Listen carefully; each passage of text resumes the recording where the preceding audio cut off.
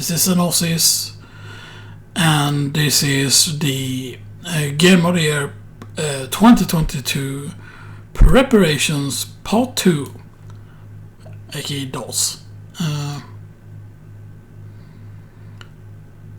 I'm trying to find the right audio volume there and stuff that, so yeah.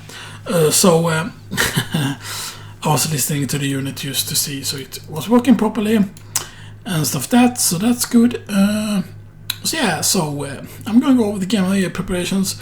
I've changed the file now. I'm calling it Part 2 now.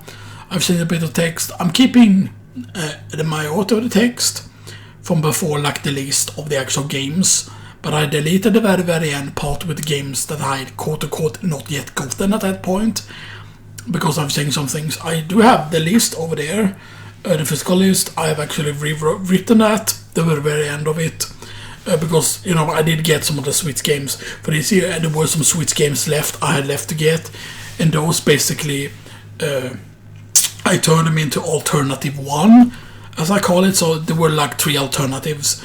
Alternative 1 was the remaining like Switch games that I was gonna get for the Nintendo Switch, and those were for November and December, and they were split up over the 2 months so it wouldn't be as expensive.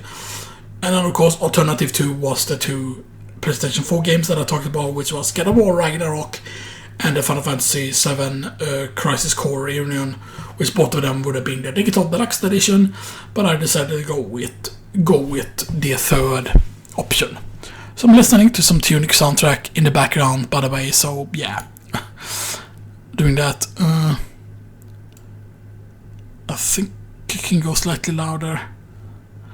It is hard to tell sometimes because I was trying to figure out like how loud my voice was with 12% in volume and stuff that, so yeah.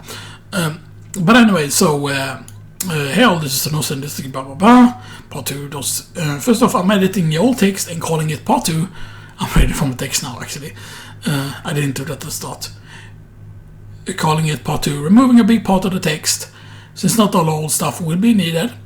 I didn't end up choosing Alternative 3 as my option for November. Yes, I did actually remake the old list. The list that had some games I was going to get like for the Switch, and I argued about getting only 2 PS4 games instead, the physical list like on a piece of paper.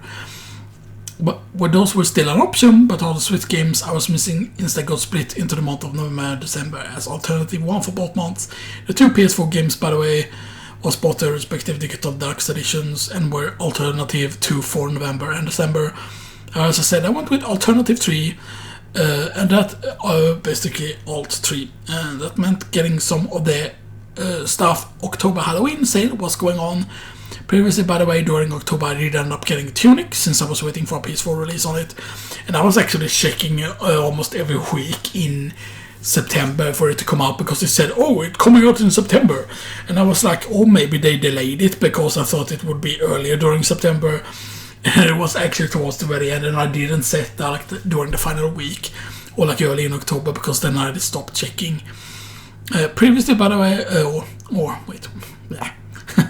here's the games I ended up getting during the Halloween October sale. Some of these offerings ends on November 3rd, some November 19th, and one November 10th, all 2022, of course. I ended up getting them on the 1st of November 2022. And these are the games: Star Wars Jedi Fallen Order, Tales of Arise, Metro Exodus Gold Edition, Dead Island Definitive Collection, which is Dead Island, so all of them are the definitive edition of them, except for the 3rd game. So it's Dead Island Definitive Edition, Dead Island Riptide Definitive Edition, and Dead Island Retro Game. Forgot its name because it's like a smaller game.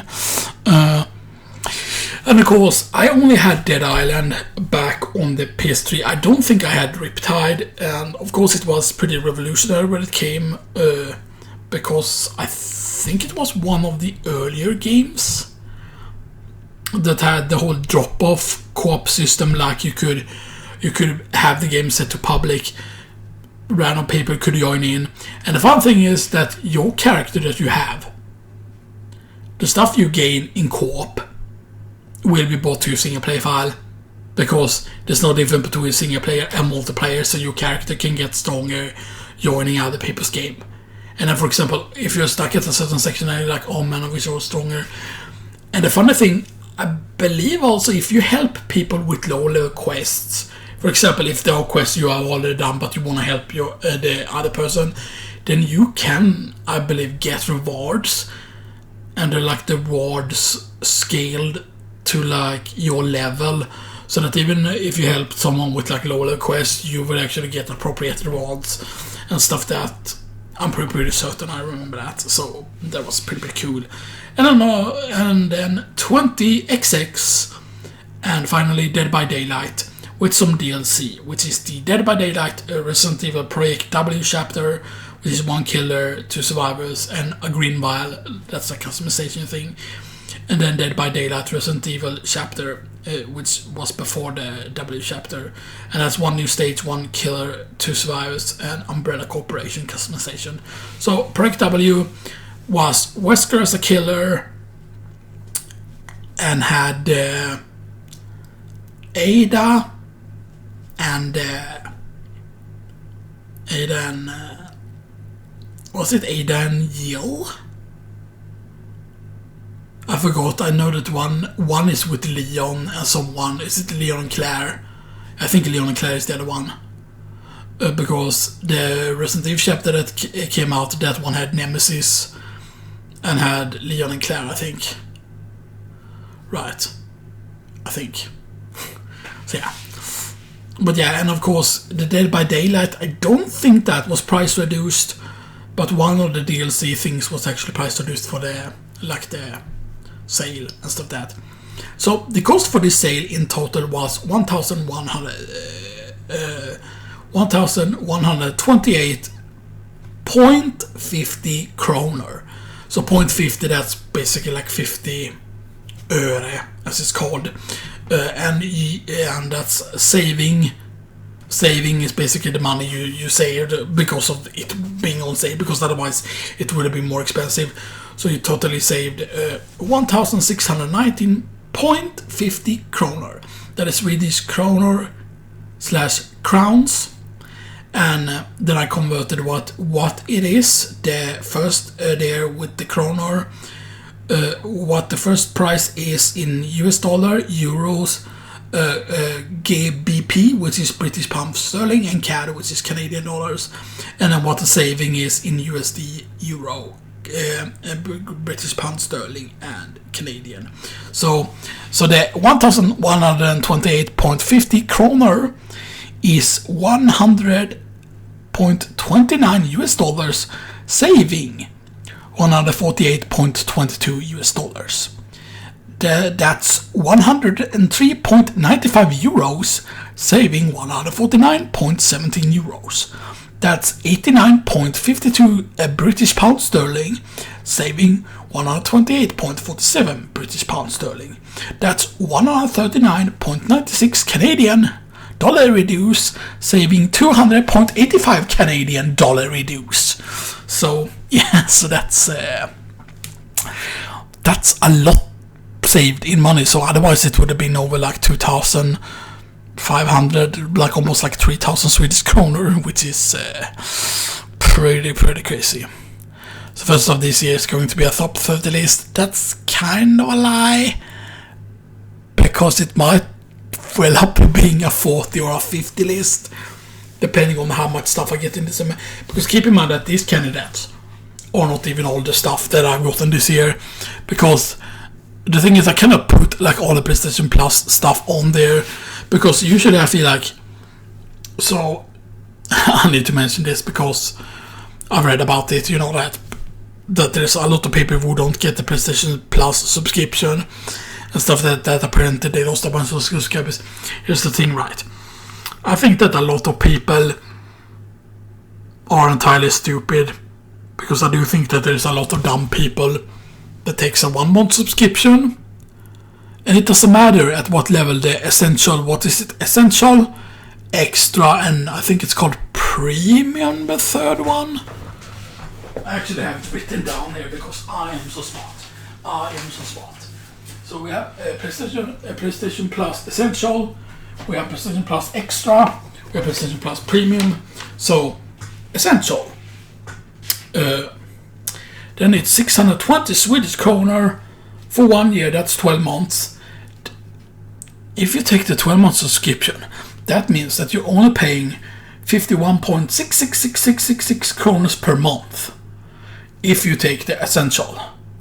So you're paying up very, very low. And here's the thing, the essential, 1 month for the essential, 1 month for the essential is normally 95 Swedish kronor. So that's way more expensive than the 51.666666 kronor per month. So taking the 12 month, you always save more money. Here's the funny thing. The extra, which is the second level, 1 month for the extra is 150 Swedish kronor. The extra level is 1035 kronor for 1 year. That's over there, as you can see. And check what the monthly cost is, 86.25. That's cheaper than 1 month of essential, 12 months of the extra, because I've calculated it. Because you basically take 1035 and divide it by 12 to get what the monthly cost is. And that's the premium. The premium level is 1240 kronor for 12 months. That's 103.3333 kronor per month. And the premium, 1 month of premium, is normally 180 Swedish kronor. So that's a massive save. So taking the 1 month or the 3 month is waste of money, and Sony probably knows this, that 1 month and 3 months is a scam to take. Those shouldn't even be an option. 1 month and 3 months shouldn't be an option for Essential, Extra or Premium. Because if you think that you save money taking Essential, taking 3 months, or in any of the levels, Essential, Extra or Premium, if you take any of those Essential, Extra or Premium, and you take 1 month or the 3 month, and you think you save money, then you don't. The big save is taking Essential, Extra or Premium at 12 months, because then you save so much ridiculous money, and use that's like, man, it's crazy, man. It is crazy how much you fucking save, because like even the second level, taking 12 months of extra is cheaper than 1 month of Essential, like the monthly cost that you pay. You might say, oh, but it's the monthly cost you pay. Yeah, but 103.3333 kronor for the most expensive level. Like, heck, the Essential, like the yearly cost being 620 kronor, it being basically like 52 Swedish kronor. That's like, okay, fine, let me do this then. Let me go in on valuta.se, and then we go in on valuta.se. No, don't translate ba.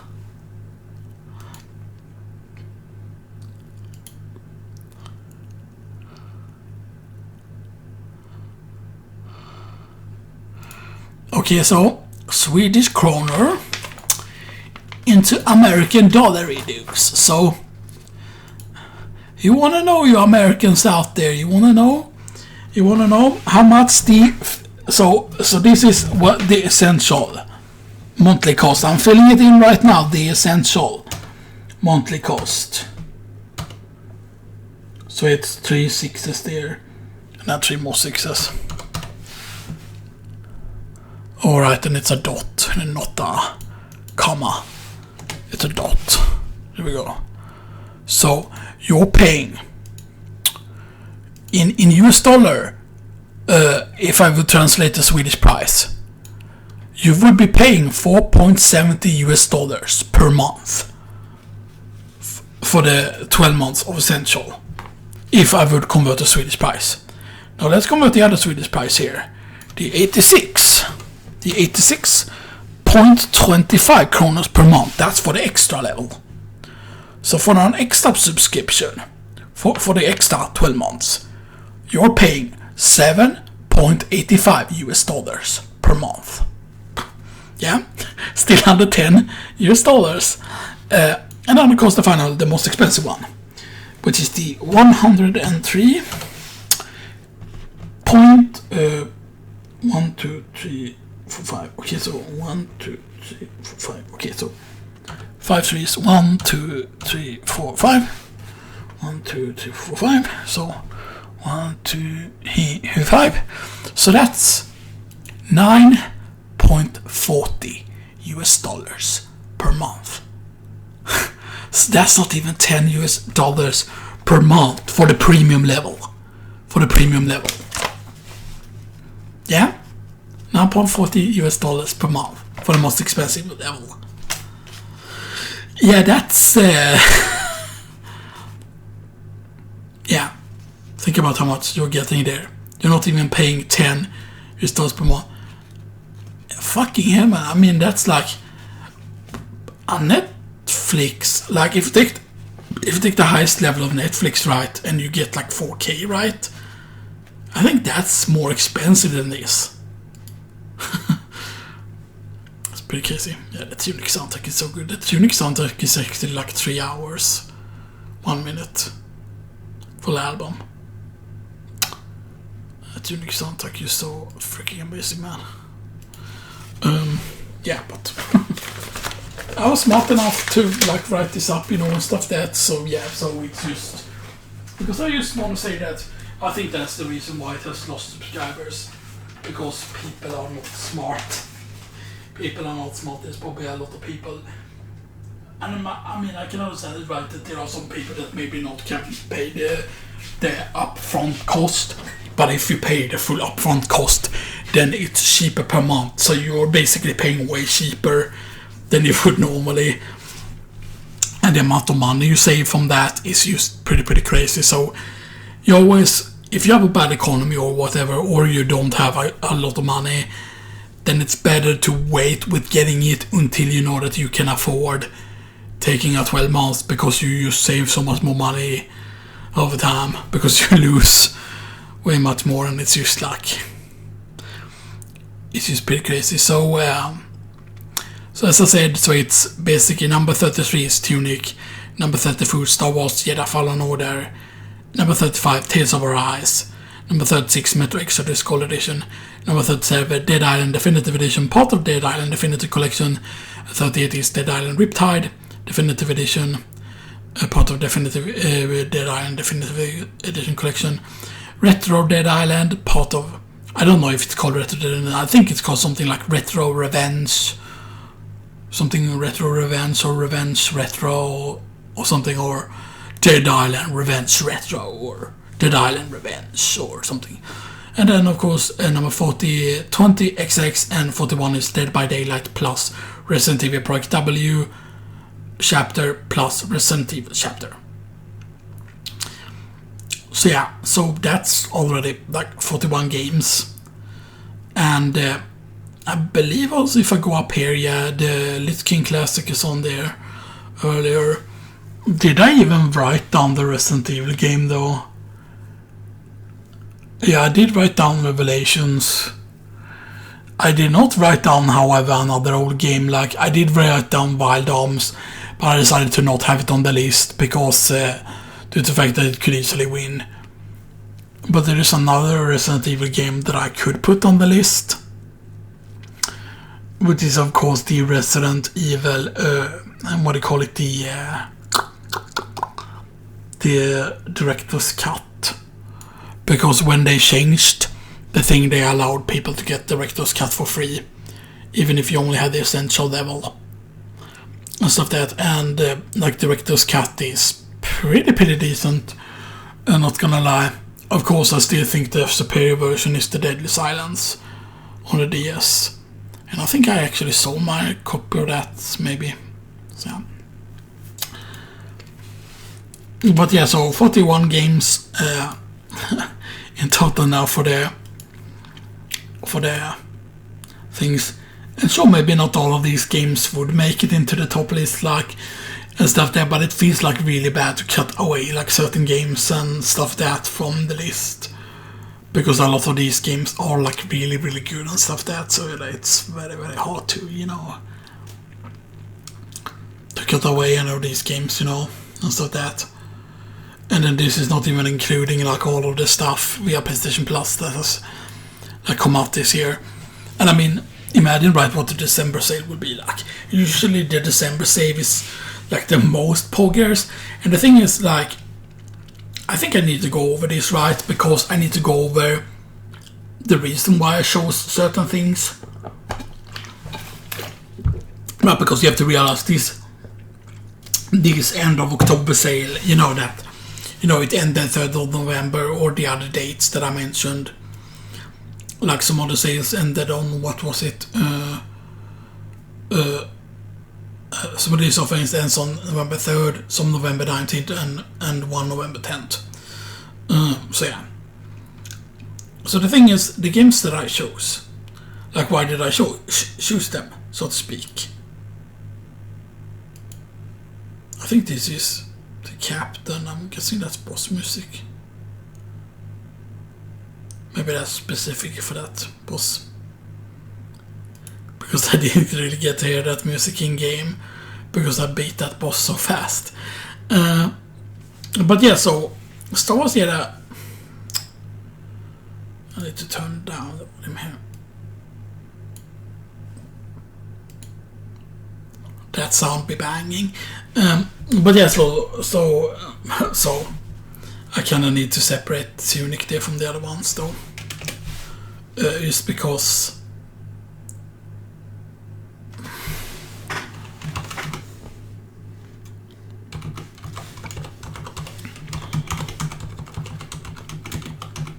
October/Halloween sale. Is it with 2 E? Ween and Hallow. So yeah, Star Wars Jedi Fallen Order. Of course, a lot of that was because of, you know, I know that it's kind of like Star Wars kind of meets Dark Souls a bit, at least for like combat wise. Except of course in Star Wars Jedi Fallen Order, I believe there are multiple difficulties that you can play through.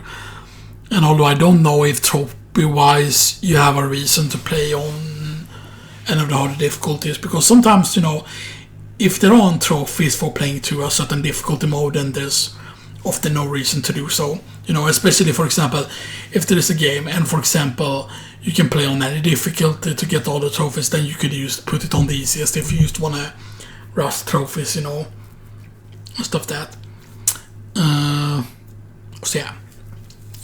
Tales of Arise, of course, came out last year, and you know, I had previously played what is it, Tales of.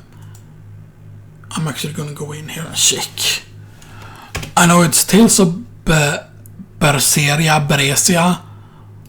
I think it's called, right. I might need to go down pretty far down here.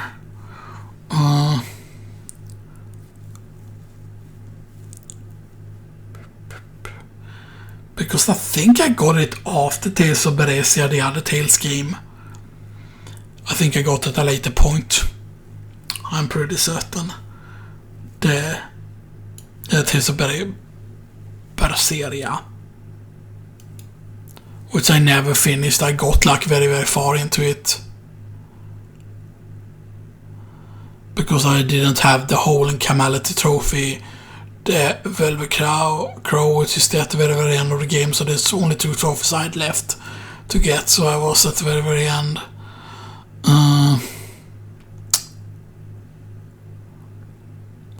So it's the Tales of Berseria, very good, by the way. I thought I got that other game later, but maybe I did not.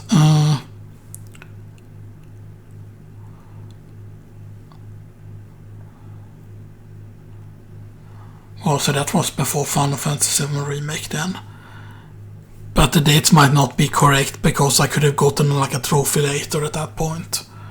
You know. Or is that the last date you played it, or that's when you got like the last trophy for it? Is the question. Oh yeah, Tales of Vesperia was the other one. Definitive Edition. Yeah.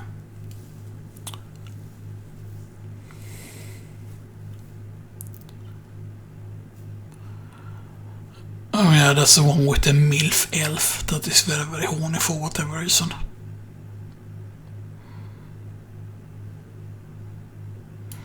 Yeah, Tales of Vesperia. I don't know how many Tales games there are really, to be honest, but yeah, but they are really, really good. I'm just going down further because I don't think there was another Tales game. I know that there's one Tales game that I don't think that I ended up getting, which is not the Vesperia, but the Berseria, Vesperia, or they're right next to each other there. So it's Tales of, what the fuck, I don't remember, I've seen it. So Berseria, Area. So I'm guessing that's a trilogy then. Area, Speria, Berseria, Vesperia, and what was the other one? Because I think the other one is based on a PS2 game, if I'm not mistaken. I think it's also called something with V in it.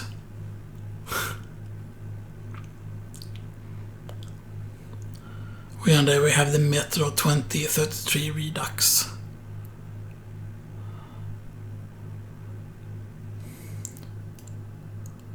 Did that include both of the games then? Because I think that was 2 games in one. I'm just scrolling down there.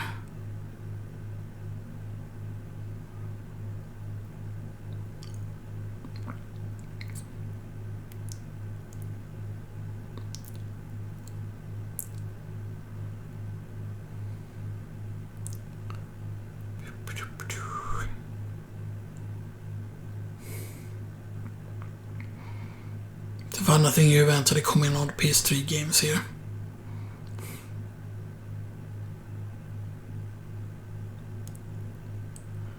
Oh yeah, that's what it's called, Time and Eternity.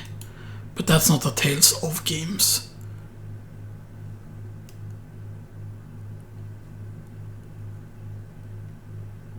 Because this is the one that's...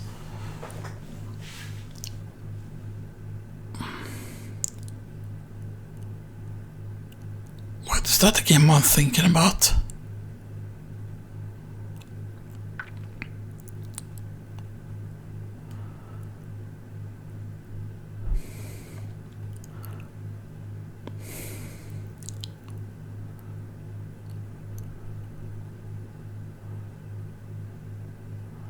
No, that's not the one. I don't remember this game at all.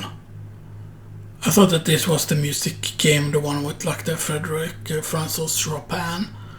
But I do remember getting a certain trophy for like reaching max level in it. Or whatever, like the absolute highest level you can reach.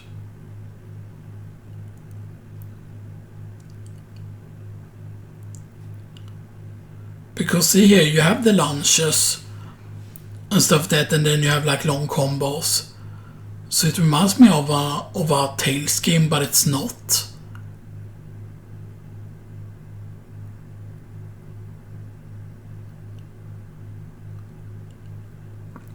Why don't I remember this game at all?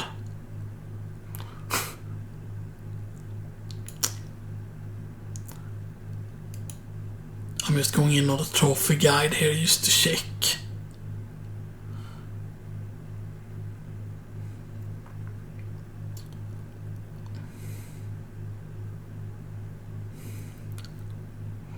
Yeah, Condor Wing, I remember Condor Wing. But isn't this the one then with Frederick Francis Chopin? Whatever. And like, because I remember the one with Frederick Francis Chopin, one of the females and that had like the unicorn horn spell or whatever. And it was like, unicorn horn! And then the tongue goes out.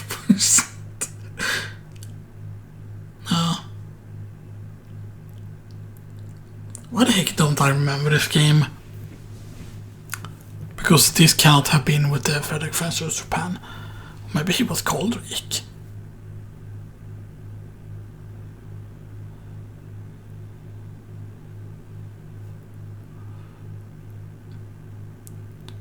Because you would think, oh, you got this because you were interested in a certain anime with the same name.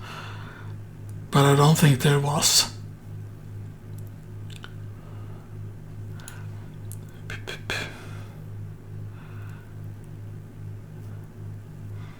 Why don't I remember this?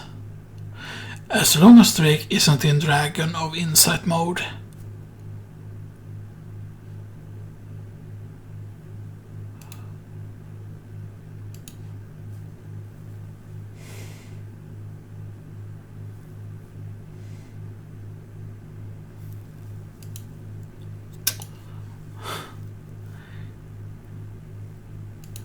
It is crazy. I don't know if that's the game that I'm thinking that it is. Ultimate Dragon Killer. So, what made me get Time and Eternity back in the day? You're about to get married. What can go on? Go back in time with Drake and Dragon as you for new members of the love so your life talking to. That must have been based on like an anime or something, right? Was it part of PlayStation Plus back in the day? Is that the reason? No, I think I remember the game now, actually. I remember really liking that game, but there are so many games like, oh man, imagine if you could just download them on the PS4 and just play them on the PS4, you know? Stuff like that, like, god damn it.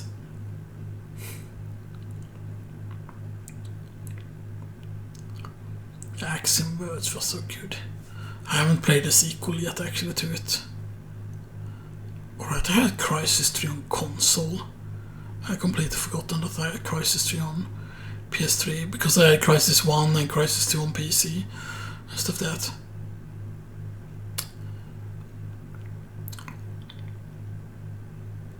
So Time and Eternity was back in 2013, okay.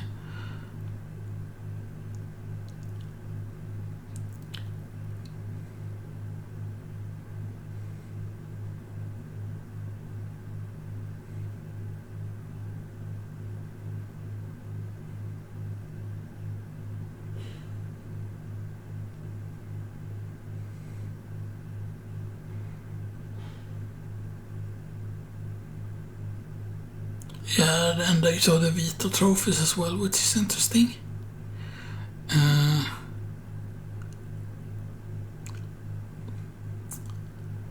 Yeah, Castlevania Harmony of Despair.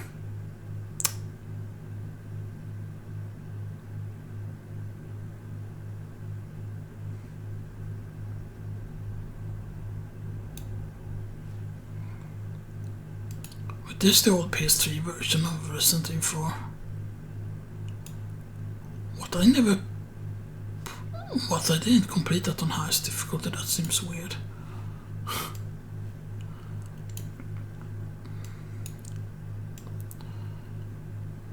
Yeah, so sorry about this, because I'm just trying to find, because I want to find out what the one and that role-playing game was called. The one with the Frederick Francis Chopin, and I could just like search for it probably, but yeah.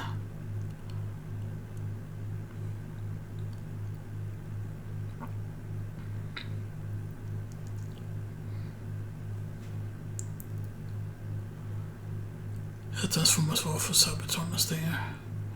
GotY 3 is there. Resident Evil 5 with a platinum back in the day. Dante's Inferno. Dante's Inferno is really good, you know.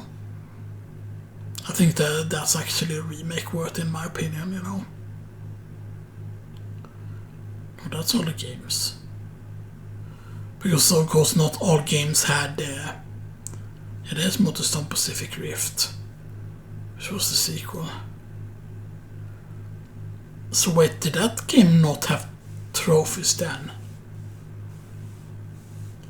I think it was called like Eternal Sonata or something, but I'm not 100% certain. Oh yeah, there we have Dead Island.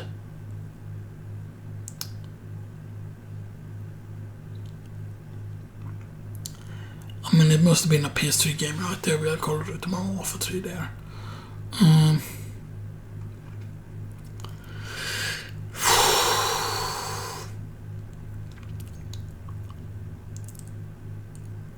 Because if it's not Time and Eternity, that seems like weird.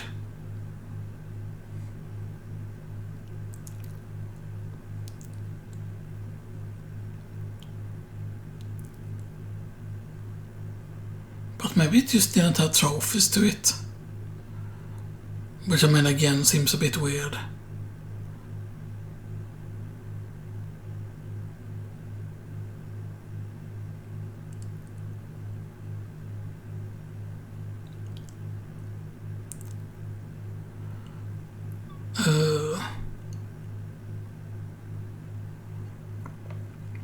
Wait, let me go back here because I saw something.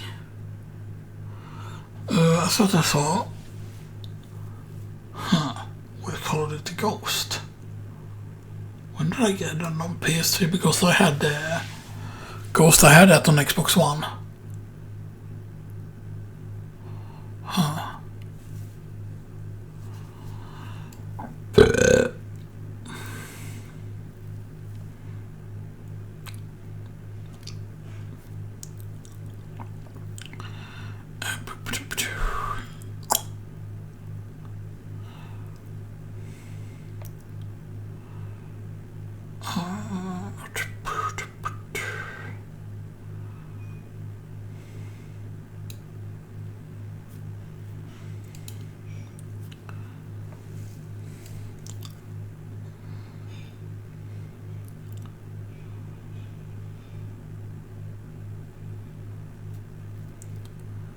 Yeah, completed Act 2.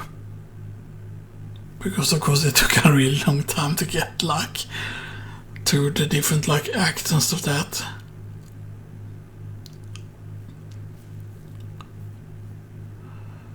I had reached level 25 and I think level 50 was the max.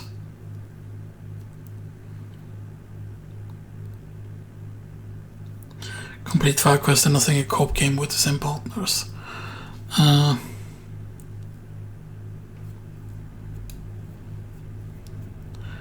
The dialogue was so cool because it had like, I mean the character was, I think I saw them there, 1, 2, 3, 4 characters, 4 playable characters I think it was.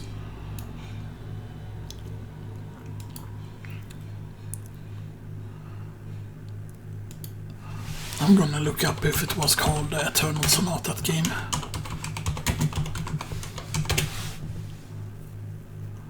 Yeah, there's the PS3 version. Yeah,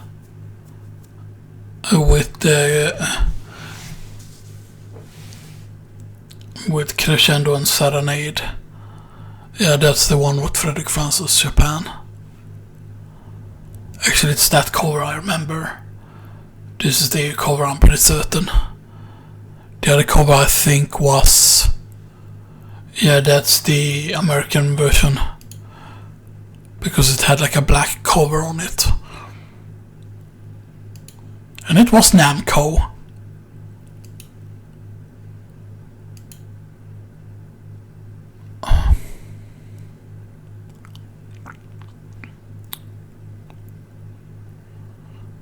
Yeah, listen to newly added Japan music.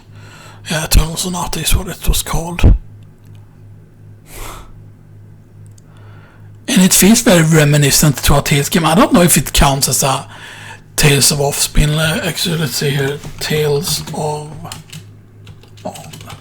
Wiki.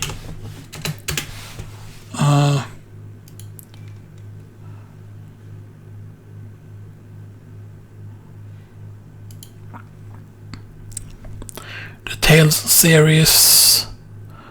So, okay, so Tales of Phantasia was the first one in 95. Tales of Destiny 97, Tales of Eternia 2000, 2002 Tales of Destiny 2, 2003 Tales of Symphonia, which I'm guessing is Eternal Sonata. No? I'm checking what the bottom cover is, okay. Tales of Rebirth 2004. That's apparently Japanese only. Or maybe it's not. 2005 is Tales of Legendia and Tales of the Abyss. 2007 is Tales of Innocence. And then 2008 is Tales of Vesperia and Tales of Hearts. So Vesperia is the one that we got. Yeah. And the Berseria was later. And 2008 was also Tales of Hearts, as I said. 2009 was Tales of Grace.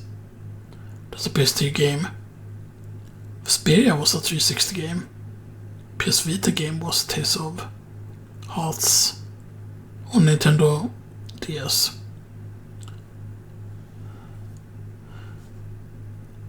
It was released for the Xbox 360. What, wasn't it on PS4 as well? Okay. Or PS3, I mean.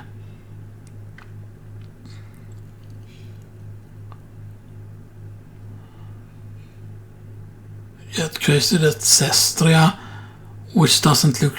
Okay, so it was released for PS3. It's weird that that was released on PS3. Berese was the first one that was both PS3 and PS4, okay. So yeah. So of the Hearts we had Tales of Grace, which was 2009.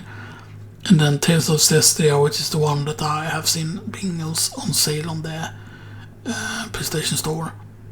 Tales of Zestria was 2015, but then we had Tales of Celia 1 and Tales of Celia 2, which was 2011 and 2012 respectively. And Tales of Zestria, of course, 2015, Tales of Berseria 2016, and 2021 Tales of Rise, which is kind of like a reboot.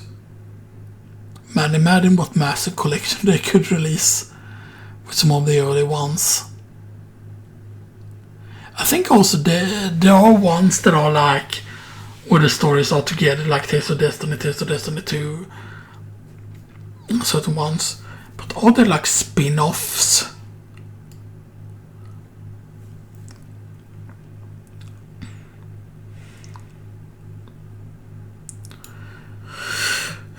Tales of Tempest was originally seen as a main series, but in 2007 was classified as a spin-off main series, sequels and spin-offs.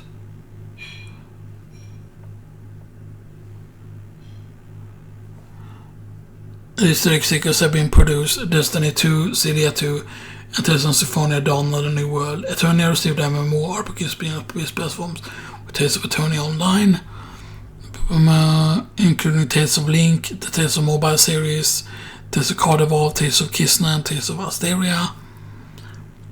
Two titles for President Protocol Librarians in Japan, Tales of Versus, and Tales of Heroes Twin Brave. Tales of the main spin-off series is Tales of World and Tales of Fantasia and Nakiri Dungeon. Because it's Bandai Namco, right? In Namco Tales Studios.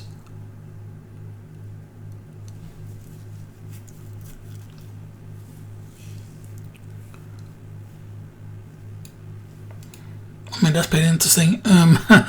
So yeah, so Tales of Rise. I mean, it was very, very obvious, of course, because of how much it was price reduced. But also, it's not that I don't think that it would have been worth full price, because, but of course, if you want to get some of the DLC, which, I'm probably going to get at some point.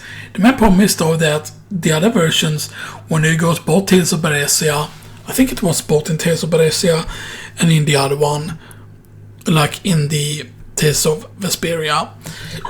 In that one, of course, you got the thing that gave you levels.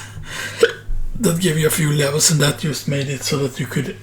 And that's why you could defeat one of those strong enemies on the first time, because you could be high enough level, and you could defeat that guy that is quote-unquote unbeatable. And if you inflict enough damage to that guy, you actually get a lot of experience in a certain battle in the Vesperia game. So yeah, and of course Metro Exodus Gold Edition, I forgot, was it 2021 it came out? I think it was. Because of course I had played Metro. I had played duology as it were, like where there were two games basically. The Metro 2033 or whatever, you know. I think they were called both Metro 2023, but they were called two different things. And those were of course remasters of old PC games. Because I don't think they were out on PS3 ever at some point, but yeah. But they were all PC games, and then there was basically remastered. And there were two Metro games that I had on PS4, or that I still have, but yeah. And Metro Exodus, from my understanding, the story of it is more about you actually being on the surface and stuff that, you know, and stuff that. And I believe it's the same main characters as in the previous one. There are, is it called Artyom? I think it's pronounced. But yeah, then of course 37, 38 and 39 is the Dead Island thing, the part of the Dead Island connection, the Dead Island Definitive Edition, Dead Island Riptide Definitive Edition, and the retro something Dead Island Revenge or something like that. And of course, I have not played Riptide, so I don't know if I'm gonna start with Riptide first. I think that Riptide is more than like space, and I think that Riptide is actually takes place in a different area and with different characters, I think. Not 100% certain of that though. Then of course we have 20XX, which is Mega Man X basically. Two characters at the very start, and that is Nina and I forgot, is it? I don't think it was called Axel after the guy in the other Mega Man game. It was called something with A, I think. But yeah, it's pretty interesting because it's a rogue. I wouldn't say like even, it's a rogue game. Because it definitely has like, if you want to turn off the difficulty, you can. And I mean, on my first try, I actually got to stage 3 in it. And I probably could have cleared the stage 3 boss if I would have been more careful. I, of course, choose to play with Zero, kind of first of the Zero, that character, which is the male guy. He has a sword. He can actually charge it up to have one stronger strike with it. And there's, of course, the power-up that you can gain, but generally you tend to get that power-up when you play as Nina.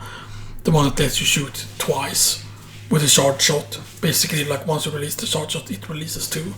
And I'm guessing that power-up, if you would get that power-up with the sword, I'm guessing you would release the charged sword attack twice, which would probably be pretty good.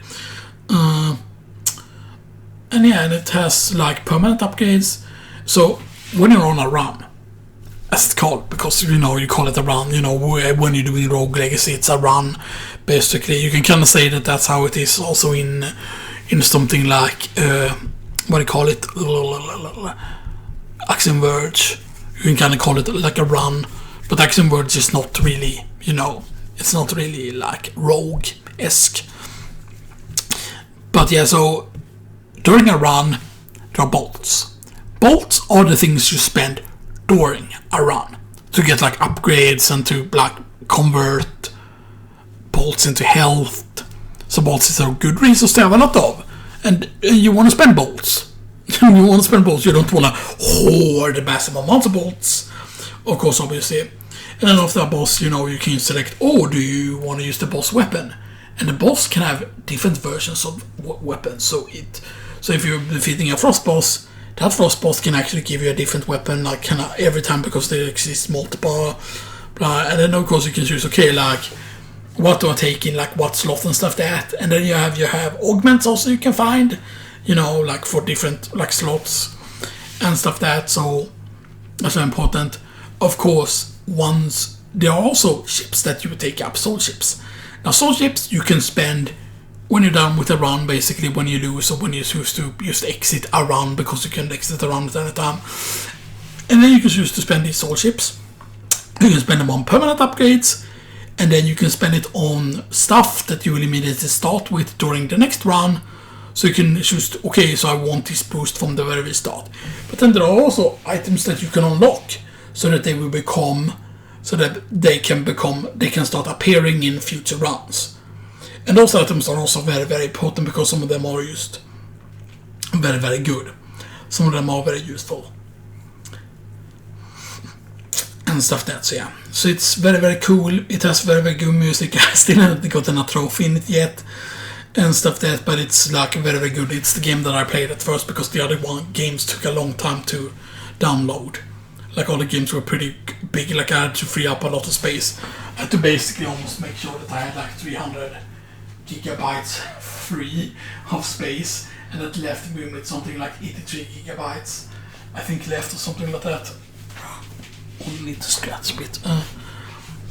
So, and then of course finally we had Dead by Daylight, which is pretty old by now, but yeah.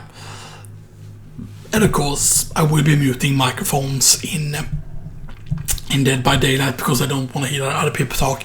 And apparently, because the thing is, like, it's very, very annoying the way a lot of people talk when they talk in video games. It's not that they harass or whatever. They can say like, "Oh, you stupid ass fag," or "Go kill yourself," or "You should kill yourself with razor-blade guns, razor-blade guns, razor-blade guns." Why are you saying I would want you to kill yourself with razor-blade guns? That orc, like the orc Death Knight. Which you should kill yourself with razor-blade guns. And then they become angry in Stormwind, or was it in Stormwind or whatever? It was like the orc, like Death Knight, and he's like angry all the time. Like, it's really, really fucking funny.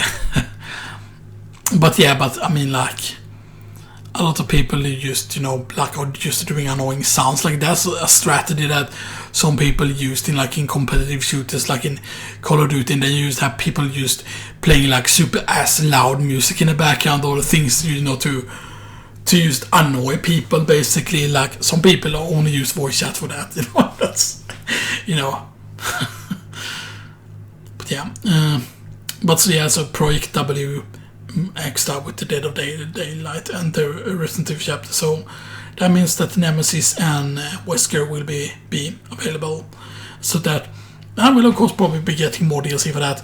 I mean, if the December sales aren't that interesting, if I notice that most of these December games aren't that interesting, then I mean I could just go for like Dead by Daylight DLC, and maybe Tales of Arise DLC, because the Tales of Arise DLC, I mean, it's mostly just costumes, right? So, I mean, it's not, well, I might just go for the Hearthstone thing, because the Hearthstone thing now is actually giving you a lot of stuff.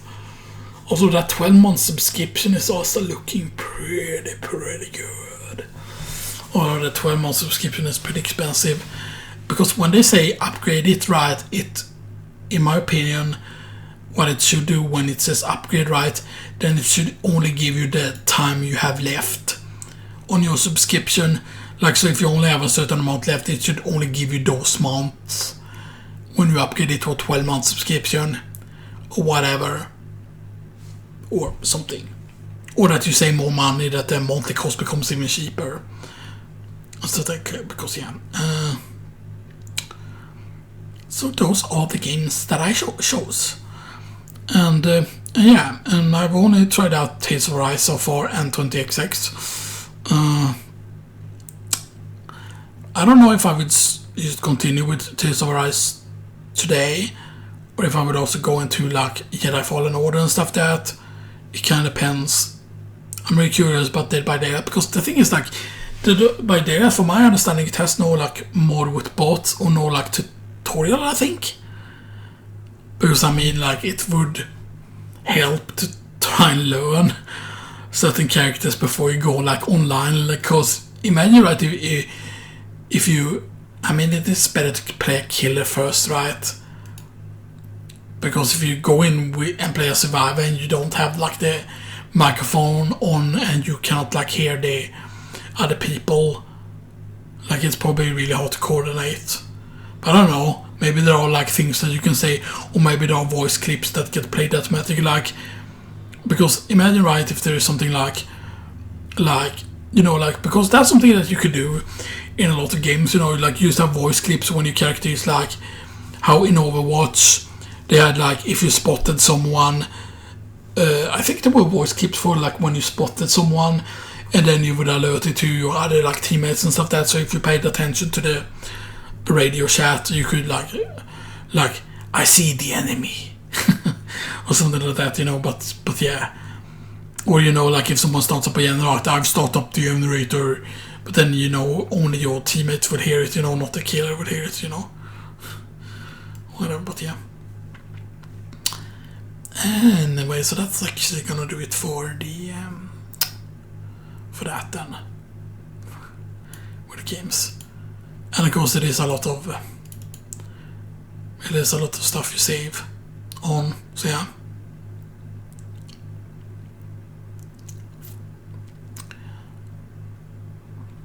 See, it becomes a question then, because the fact that it's over 40 games, like all the games that I could cut away from this, yeah, there are some.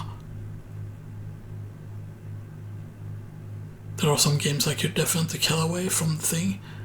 And the thing is, like, maybe imagine, right, if I would add the Wolfenstein Art History Collection, imagine if I would consider that only taking up one slot instead of 6 to 9 position, because the Wolfenstein Art History Collection was of course the New Order, the Old Blood, Wolfenstein 2, the New Colossus. I believe New Order is of course the game. Old Blood I think is a standalone expansion, I think. Like Old Blood is not as long as New Order. And Wolfenstein of course the New Colossus 2, that's the sequel game. And then of course Wolfenstein Young Blood is again, I think it takes place after Wolfenstein 2 actually. And stuff that. But yeah.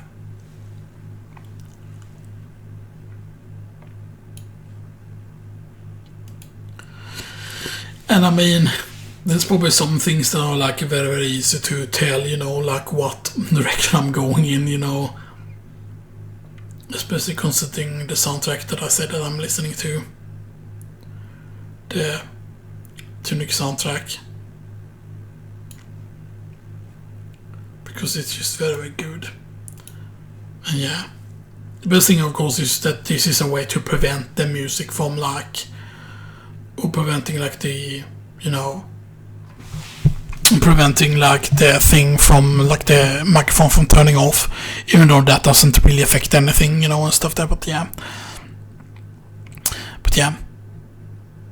Tunic is probably gonna end up pretty high.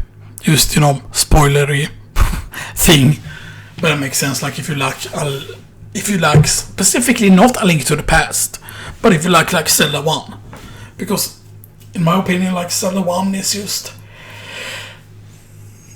Like Zelda 1 was the first Zelda game that I played. I played it before A Link to the Past. And Zelda 1 specifically. The thing is, in Zelda 1, even if you're playing it completely blind, you should never use a map on playing Zelda 1. Because the thing is just that I think that a lot of people will say that, oh, the way people found the secrets back in the day was either using Nintendo Power, because, I mean, those people that used Nintendo Power for everything back in the day, those people didn't become good gamers.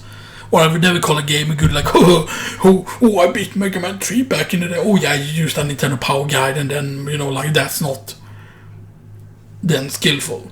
Yeah, sure, you need like skills also. You cannot just like read a guide and be like, But, you know, it's like, it does so much, because generally I believe those guys also had like, not just the levels, but also had like tips on certain like sections and stuff there, because figuring out like, okay, like, oh, this weapon is really good against this type of enemy on this stage, you know, and stuff that, and oh, that makes you save like health and stuff that. Of course, there is no one to help you like with the platforming and stuff that, but usually there are tricks to help with the timing of certain things, you know, and stuff. But yeah,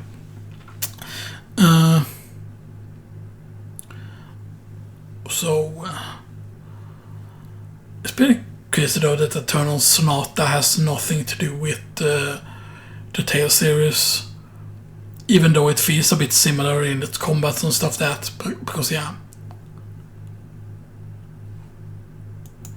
Did I check out the wiki for that? No, I did not actually check out the wiki for that. Eternal Sonata wiki.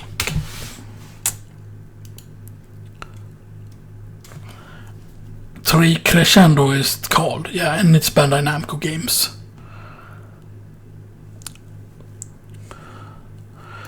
Eternal Sonata, not to be confused with Winter Sonata. Eternal Sonata. Tora Suti Beru Chopin no Yume Trusty Bell. Yeah, Trusty Bell. I recognize that Trusty Bell Chopin stream. Wait, wasn't Trusty Bell like a restaurant or like a hamburger place? Trusty Bell. Developed by 3 Crescendo and published by Bandai Namco Games. The 360 version of the game was released. Blah blah blah.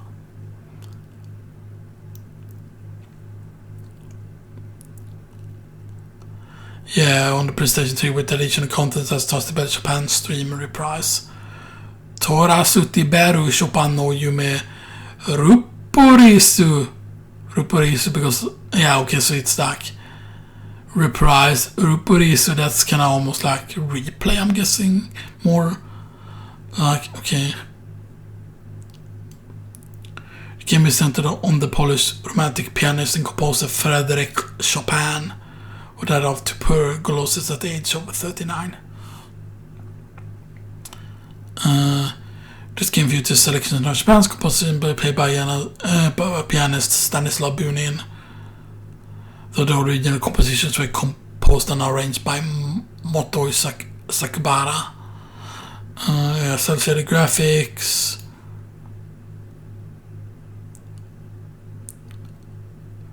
Frederico Furantsova Chopin. Poruka. Allegretto. Yeah, Allegretto, that's like a music style.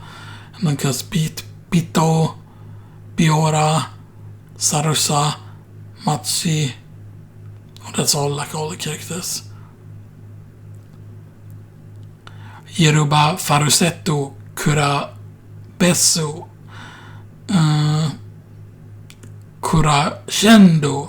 Crescendo, and then Serenade.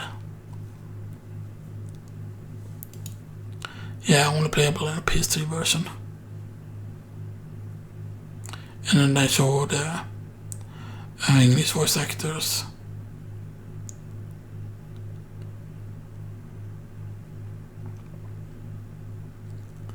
Oh yeah, DC Douglas did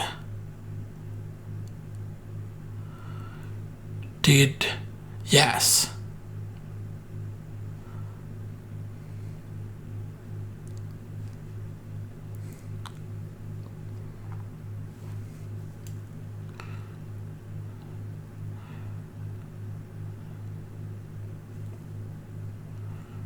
It got pretty good game rating back in the day.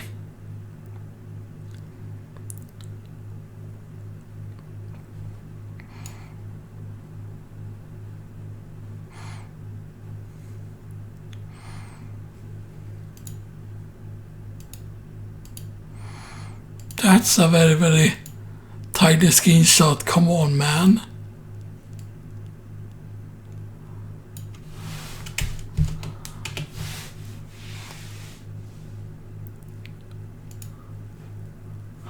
Yeah, sun/garb. I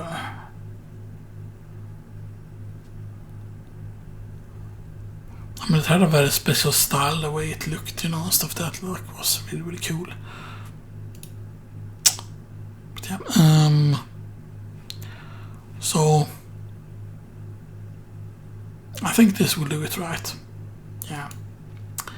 I don't think there was anything else I need to mention, but yeah, I will see when I will upload this today. I might, upload it later and stuff that instead of like uploading it now. Because now I want to go and play right away, and stuff that, so yeah. So I might, upload it later, maybe when around the time that I'm gonna eat later on. But I'm gonna see when I first ate though. So I know how late it will be.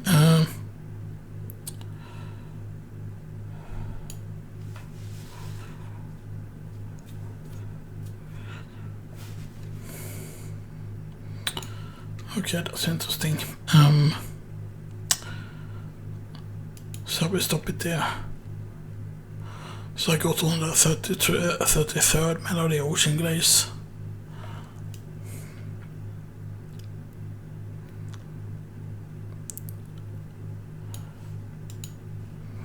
Yeah, too bad that you cannot hear it. Like, that's a sad thing when I record like this with the webcam, is that you cannot hear the thing and stuff that, because, you know, I don't know why, you know. It is a bit sad, you know, and stuff that, you know. But yeah. So I think this will do it then for the Game of the Year 2022 preparations video. Part DOS, aka 2. So yeah. And of course, I will most likely be doing preparations part 3 early on in December, depending on how long it takes for them to do the sale. I mean, if the sales are very late in December, that would be bad.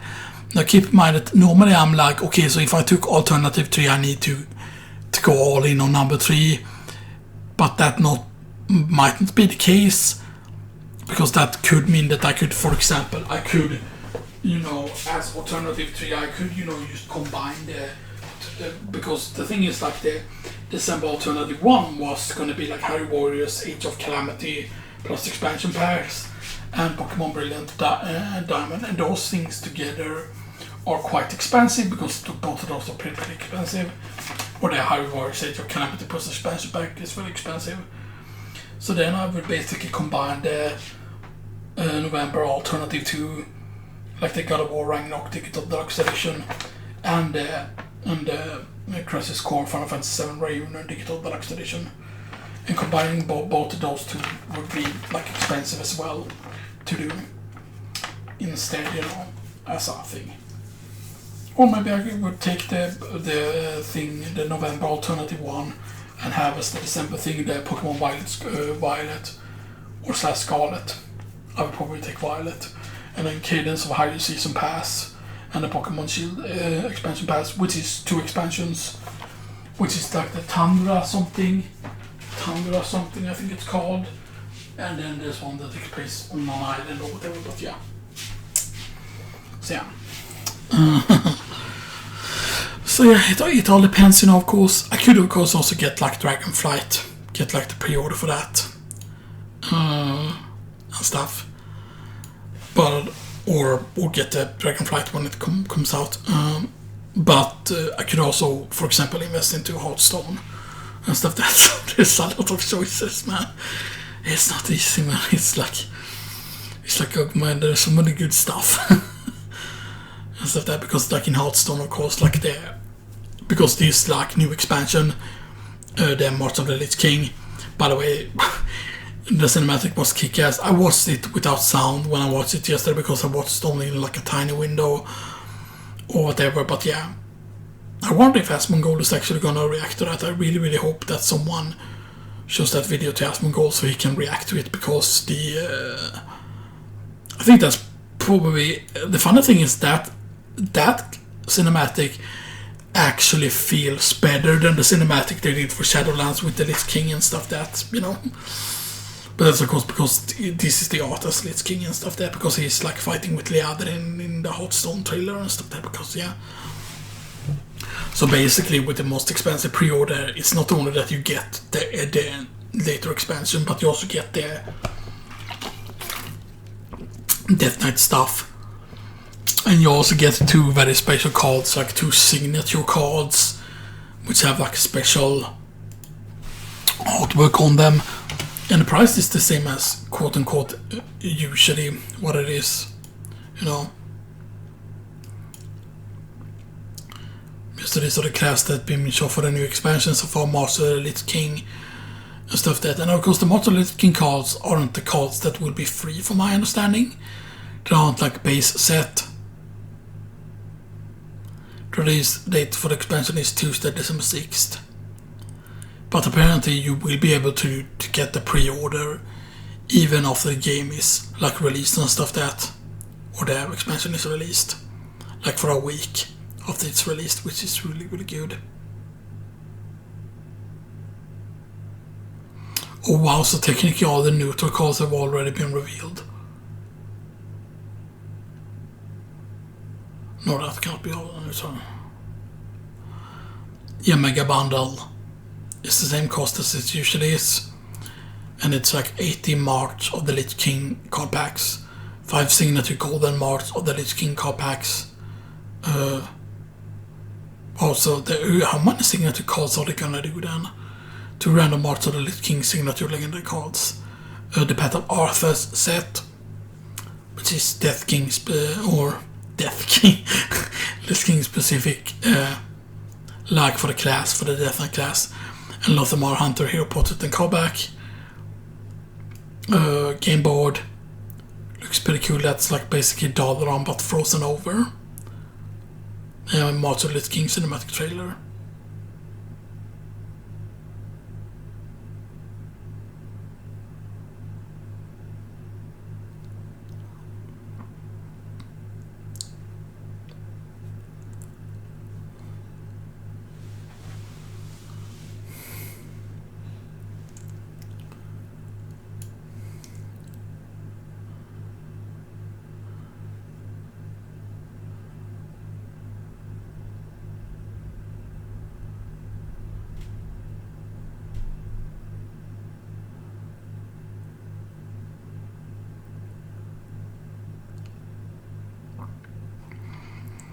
People are like, ho ho ho, blood, Metric Leadrin is bad.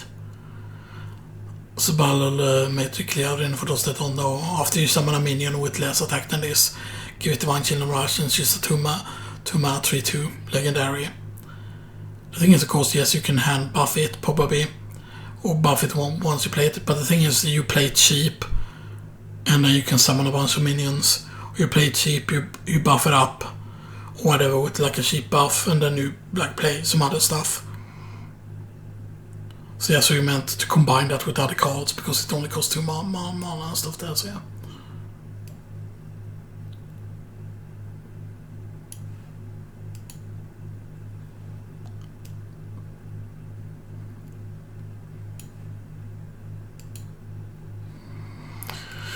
And of course there are some events going on now, like the Headless Horseman thing is going on.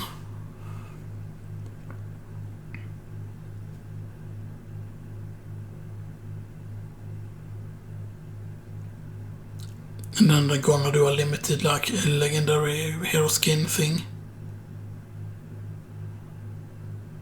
This banner will be available for purchase in patch 24.6 and 25.0 after the expansion launch, but the contents of it will not be usable until the Death class unlocks with March of the Lich King on December 6th.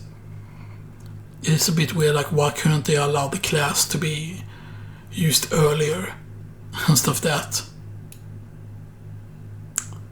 Right now you have, like, instead of just legendary quest, they're making a new event system. And that is really cool because then it's like, okay, you earn these things by doing these specific quests, and then if you earn enough, you get some unlocks and stuff like that, and that seems pretty good.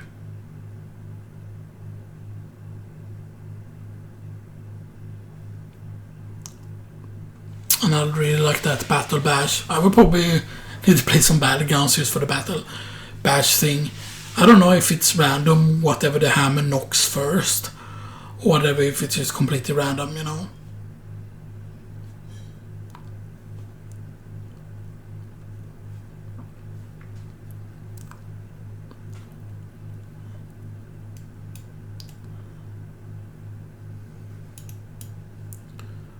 Wait. The task system reworks.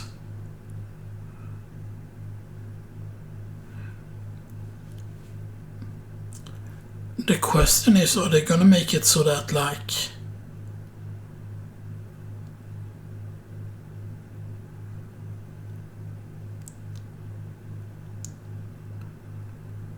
so Hallow's End. Let me check here again. The first event with this new event system will be the Knights of the Hallow's End events, which starts blah blah blah. The 10 Knights of the Frozen Throne expansion will be temporarily standard, legal, and free for all players. Still not the Frozen Throne cost to complete special event quest and daily quest. Tournament XP.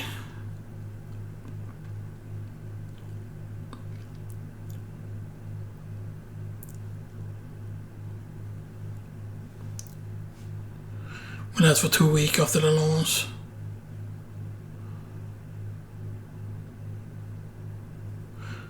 Not so the Frozen Throne will be part of the cost set from the launch of patch 24.6 until March of the Lich King launches. Okay. So the event will only last for 2 weeks, but the Frozen Throne will be part of the cost set for a pretty long time.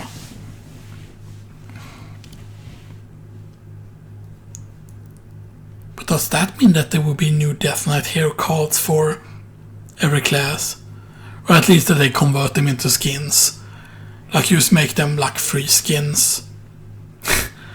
Or whatever, and I know that, but we want to make money, but just turn them into like free skins and stuff that, the things, because I feel that will make a lot of people get more faith and stuff that,